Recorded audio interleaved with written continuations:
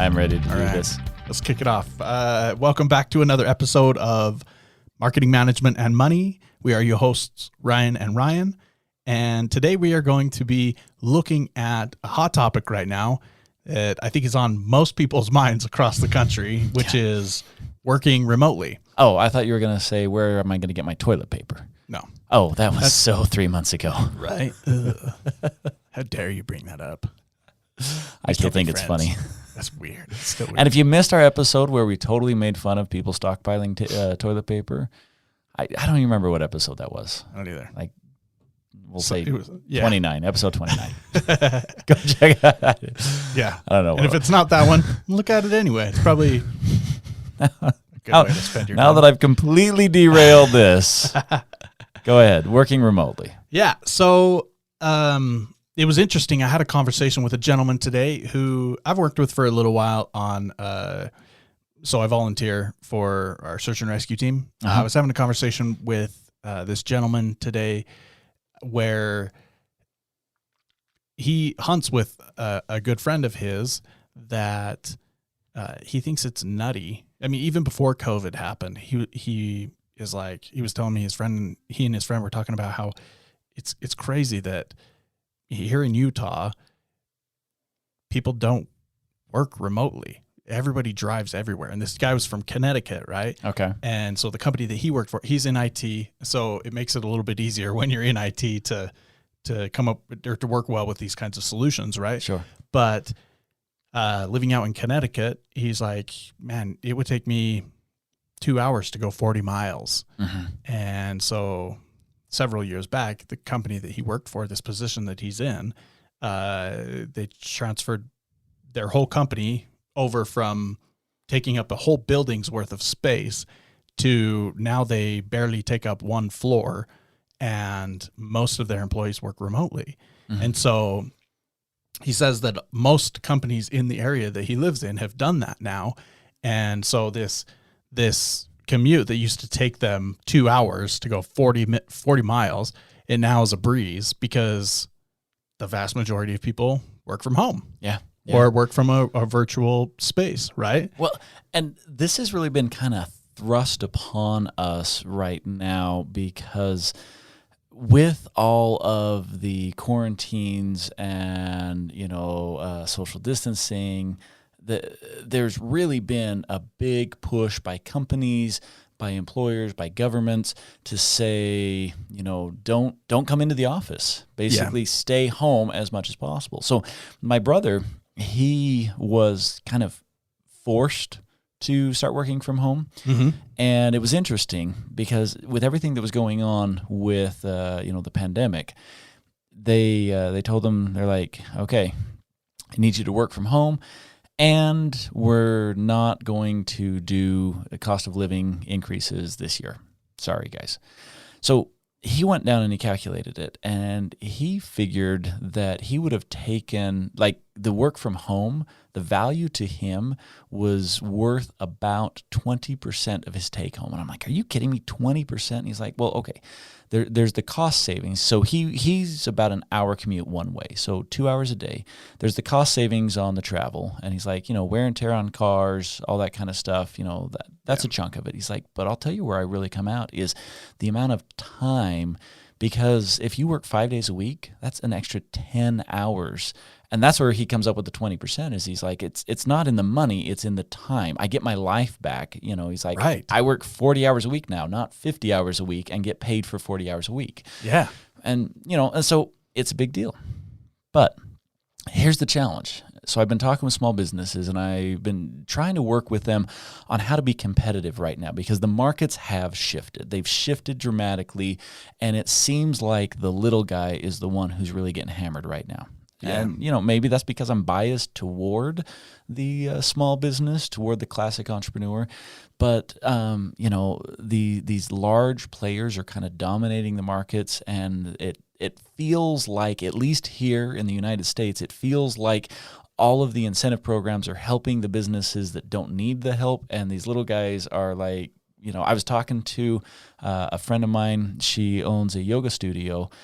And she said, she's like, well, I was about 2 weeks from shutting down. And she's like, so far so good, but Wow. I don't know, and it's scary times. And For sure. And so, when you start talking about working remotely or virtually, everyone thinks, oh, well, that's kind of just a big business thing. That's people that can afford to do that. And I'm like, no, it's not. It's Right.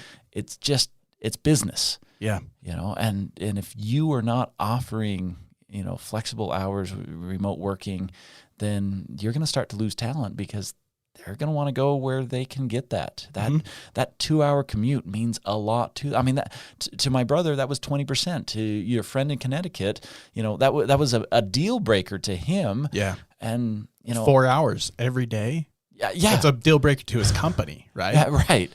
And It's nutty. I can't even imagine, being in those types of situations. But that's the world that we live in. Is people want to they want to have control of their lives, and they want to work remotely, and Well, and we've already seen here in the area that we live in, we've already seen people choosing to live in different areas, right? Because now all of a sudden they don't have to live in the big city so that they can have that quote unquote big city job. Right. And so they'll relocate to a more remote area or an area that suits them better for their stage in life or their needs or their, things they're interested in. Mm-hmm. And they can still have that same job that they enjoy. Right. Mm-hmm. But also the inverse is true. All of a sudden, all these remote area people now have access to those big city jobs. And so what you're saying absolutely is true. So if you are a small business in a small area and you have talented people, you're not just competing with the salaries and benefits and flexibility and types of positions within your geographical region. You're now competing with the big city jobs and the salaries that they offer and the flexibility and and there's trade-offs, there's pros and cons, but what I'm getting at is that, like you said, it's absolutely changed. Mm-hmm. The workforce environment has 100% changed. And we could get into the pros and cons of whether that's worse or better or whatever. But the biggest thing for me is that we need to do what we can to follow suit with the big businesses and adapt. And okay. But here's the problem. I'm going to give a problem and then I'm going to give a solution, right? Okay. So I'm going to use my friend who owns the yoga studio. And if I went to her and I said, hey, you need to hire remote workers, she's going to be like, right. Yeah, YouTube. Yeah. Well, no, and I was going to get to that as well. It's like there are so many businesses right now that probably have already turned this off. They're like, nah, this remote work doesn't apply to me. I own a restaurant. And I can't remote work for, right. Can't teleport burgers. So for those of you who were willing to give us a chance to actually redeem ourselves and you haven't turned it off yet, there are some things that you need to be thinking about as a small business. Mm-hmm. And the examples that I'm going to give are one of the most outsourced positions is the CFO, the person who does all the finances. Oh, yeah. And guess what? Every business has finances. If you don't, you're more of a charity, a volunteer organization. Yeah. Well, even dial it back a little bit further. So let's talk to the small business entrepreneur people that, maybe it's them and two other people. Mm-hmm. They're doing the finances for themselves, and they're trying to manage inventory in this restaurant, and they're trying to manage these 2 employees that they have. They're trying to manage schedules and all of those kinds of things, and the HR stuff that comes up between the 3 of them, Yeah. So, I mean, there's still, what I want to get at as well is there are still ways that you can start to adapt and you can start to apply some of these principles of this new age that we're entering, right? Mm-hmm. Even in a business like that. Yeah. So, yeah. And so the first thing that I'm going to say is I'm going to challenge businesses to think of ways that they can offer, work from home options, flex schedules, those kinds of things, because it is a competitive advantage if you're trying to attract talent. And if you want those top employees, here's the crazy thing. money is not attracting talent. It's quality of life, job flexibility, family time, all of these things. I am seeing people left and right leave these high-profile, high-stress careers because they want to have a more fulfilling life. Right. And so as an entrepreneur, if you're trying to, get your employees to stay with you, to come on board, offering some flexibility is a great way to do it. And so what are some things that you can do? Well, you can have remote work for, like I said, the finances. You were talking about some of the HR stuff. Yeah, that can all be remote work. The marketing. Yep. You don't need someone sitting in your office to run your social media. You don't need someone sitting in your office to develop a website for you. You don't need someone sitting in your office even to put ads in the local newspaper. That can all be done remotely. Yeah. I have worked with a doctor that has worked with a marketing agency in a completely different state and has great marketing. He has a great brand for a doctor, which I was really surprised at, going into that situation. But yeah, concept right there. 2 or 3 states away has his marketer doing some killer work for him. And quick side note, if you are, like a marketing agency, or if you do social media, or if you do bookkeeping and you're not branching across the globe, you're missing the picture. That's how business is done today. Right. And so, you need to be doing that. But that's not what this episode is necessarily about. Well, it kind of is, though. It's like, look for those opportunities. As a small business, look for the opportunities to do business differently, whether that's your core competencies that you are now spreading across the globe, or it's the way that you approach attracting talent, right? Because so in marketing, if you are trying to understand your customer base, or say I go in and I'm working with a business to help them create a customer profile or a persona, right? And we're doing customer interviews and we're listening to what they say. You'll see this all the time. The customer will say something, but they mean something else. Yeah. And so if they say, "Hey, I want this," and you deliver exactly that, they still won't be satisfied because you didn't meet that deeper layer of what they really are getting at. And it's the exact same thing with attracting talent, right? Like you said, money isn't always the driver. Yeah. A lot of times for salespeople, people that love the commission-based structure, that is the driver. But even with that, I'm going to challenge that, because they want the challenge as much as they want the money. Right. And so, True. Touche. Even in that instance, it's not 100% the money. Yeah. And so I've seen a lot of businesses, a lot of small businesses that have grown really rapidly. They've adopted more of this like modern, newer company culture of like, and I'm going to kind of come across as maybe not a believer, but this quote unquote, we treat people like people, and we have a foosball table in our office, and those kinds of, I get it. I get where they're going. You're so not cliche. I know. That's just not I know. your jam. Yeah. But I think it's great that businesses are trying to come of age, right? And grow into modern times and adapt and whatnot by doing things like that. There's a business not too far from where we live that they allow we live in a great area of the country, right? Yeah. They allow employees, if we've had a great winter and there's snow up on the slopes, or say it's snowed the night before, they'll let their employees go up and have a ski morning. And so they can go up and ski or snowboard for a couple hours. And the rule, or the kind of the guideline is like, hey, just try to be into work before noon, kind of a deal. Yeah. And then they have the opportunity of like making some of those hours up, or, taking shorter lunches, doing some things like that. What I'm kind of like getting off track. But actually, you're leading into something that I really want to emphasize, and that is if you're looking at this and you're just like, okay, fine, I can outsource my marketing, I can outsource my social media, but you're like, I've got core competencies, I've got employees, I can't send them home. And it's like, well, okay, maybe they need to be there 6 hours out of the day. Right. Do they have to be there 8 or 9 hours?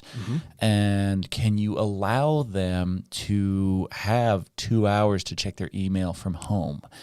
And those little things, you might not think that it matters that much, but to a lot of people, that's a huge deal, because I can tell you, when you start getting into the workforce, what are you dealing with? You're dealing with parents who, they've got to take their kids to daycare. And if they have to go at prime time, they're going to pay premium for that. Right. And, if they can kind of stagger their schedule a little bit, work around when their kids are in school and be home when their kids get home from school. So they're just like, oh, wait a second. You mean to tell me I don't have to pay for daycare? Yeah, exactly. It's like, okay, I will work for a fraction of what I would have taken because you just saved me $30,000 in daycare. Yeah. And so there are a lot of things that, as an employer, if you're willing to do, even just do what you can. It doesn't have to be. And that's why I love that you brought up the ski day. You kind of felt like you were on a tangent, but I'm like, honestly, that's where I want to take it,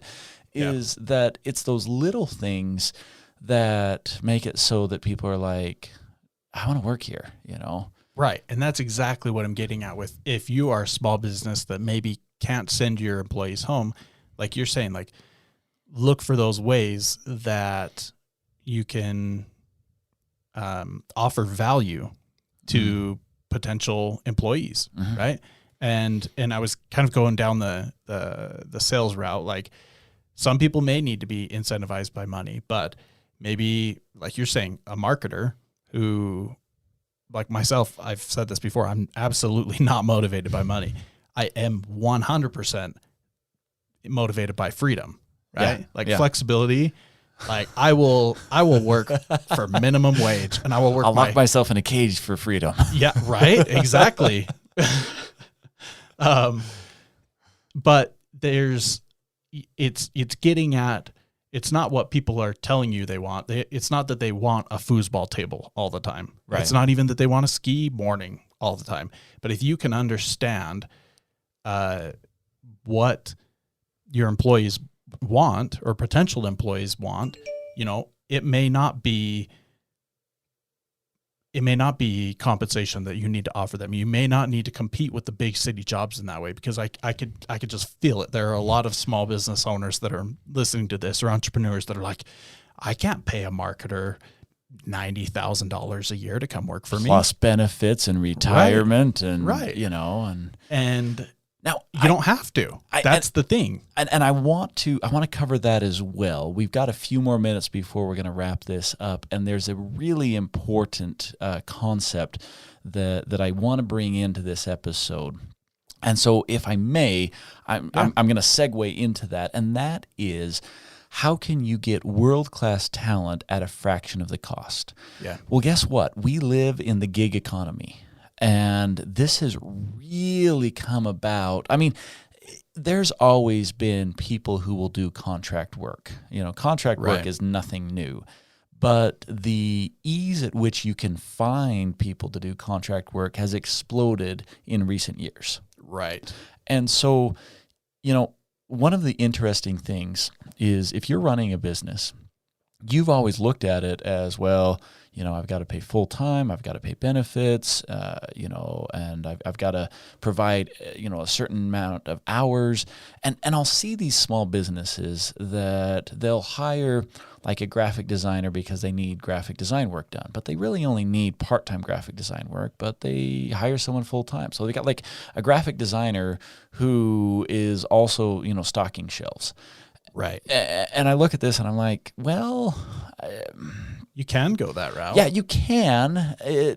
But there are other options. Yeah, it usually doesn't satisfy either party because, you're paying a premium for low skill labor half the time. Yeah. Right. And then the person who is wanting, they might be getting paid what they feel they're worth, but then they're doing low skill activities that they're just like, this isn't what I went to school for. This isn't what I'm passionate about. And so sometimes that works. There are a lot of people that they like the variety. They're just like, oh, I love it because I get to do what I love for half the day, but then I get to kind of step away from that and put my hands in other aspects of the business and really, have variety. Sure. But if you only need part-time labor and you feel obligated to bring someone on full-time just to be competitive, use the gig economy. Just contract with someone from whatever country you want. I'm amazed at how many people there are all over the world, talented people that even in Canada. Just kidding. I love Canada. I wish I could move to Canada. I was going to say we've been talking about Canada outside of the show. Yeah. I just did a whole thing. I did not realize Montreal is like the AI capital of the world or something crazy like that. Really? Yeah, and I'm like, interesting. Who would have thought that that's where they did, artificial intelligence? The only thing I know about Canada is Ryan Reynolds is from there. So that's the only place on earth that I want to go. Cool. I don't know who Ryan Reynolds is. Oh my gosh. I hope he's an actor, right? I hope that every single one of our listeners just did exactly what I did and hit themselves in the head and are like, what in the world? Who is this guy? He's an actor, right? He is. What does he play? He's exquisitely handsome and hilarious. Oh, me. That's Ryan Murray. No. Not funny. All right. I'm just kidding. So anyway, if you're thinking about moving to Canada, then thinking about moving to Canada, no, just kidding. You can find talent all across the globe. Yeah. And if you hire someone at double what you would pay them per hour, but only have them work 5 hours a week, you just paid a fourth of what it would cost you. And that's only salary. That's not factoring in, benefits, workspace that you have to provide. And it's amazing what you can do with that. So if you, as a small business, if you haven't, tested out the gig economy, just try it. Right. That's what I was just going to say is throw that out as a challenge. Like, look at the way you do business and question it, right? Mm-hmm. I'm not saying throw your business model out the window. Please don't do that. But, look at it and say, hey, what else could work? And just be hypothetical for a while and throw some ideas around and say, like you're saying, would a gig type of a position work in this aspect of my business? Or could I go to my employees, my current employees, and say, hey, I know I see this often where an employee of a small business is also working on a side hustle. And it's like, why not go to that employee and be like, hey, I will, I'm going to fire you, but no, not really. But give them the option to say, hey, I know you're working on a side business. I'll pay you more rather than keeping you on as an employee. I'll pay you more for a 6-month period to help you essentially have more freedom and launch this business. Yeah. As long as I get X, Y, and Z work out of you, we're good. You know what I mean? It's a very different way of looking at it. And absolutely, honestly, the 40-hour work week, 8 hours a day, this kind of 9 to 5 concept, which isn't 9 to 5, it's 8 to 5 with an hour unpaid lunch. Yeah. Well, when did that happen? I swear on my life, sometime in my lifetime, it was 9 to 5 with a paid lunch, and now it's 8 to 5 without a paid lunch. Yeah, I don't know when that happened. Well, so to put things into perspective, I believe it was Henry Ford with the Model T Ford that created the assembly line and really popularized the 40-hour work week. Welcome to our current education system. And so you look at this and I'm like, whoa, you're telling me that this was born out of like the 1930s? Yeah. 100 years ago? Yeah, I mean, there are lots of things that we did 100 years ago. We, when you went to the doctor, they stuck leeches on you to get the bad blood out. And Right? And like frontal lobotomies were all the rage. I mean, there's so Crazy stuff. if you're still operating on 100-year-old business practice, you're probably not the most competitive business out there. There's probably someone who's running circles around you. Yeah. It's time to step up your game and get a little bit more competitive in what you're doing. Right. I can't tell you how many farmers I know that don't own horses because quads and dirt bikes are way more efficient and cheaper. And you don't have to feed them when you're not riding them. Yeah. Yeah. So with that, we're going to go ahead and wrap up.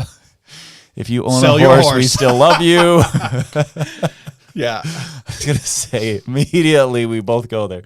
But we appreciate you tuning in. Hope you enjoyed this episode. If there are topics that you want us to cover, you can reach out to us on marketingmanagementmoney.com and just let us know. We'd love to cover whatever is of interest to you. For sure. You guys are awesome. Thanks for listening. Take care.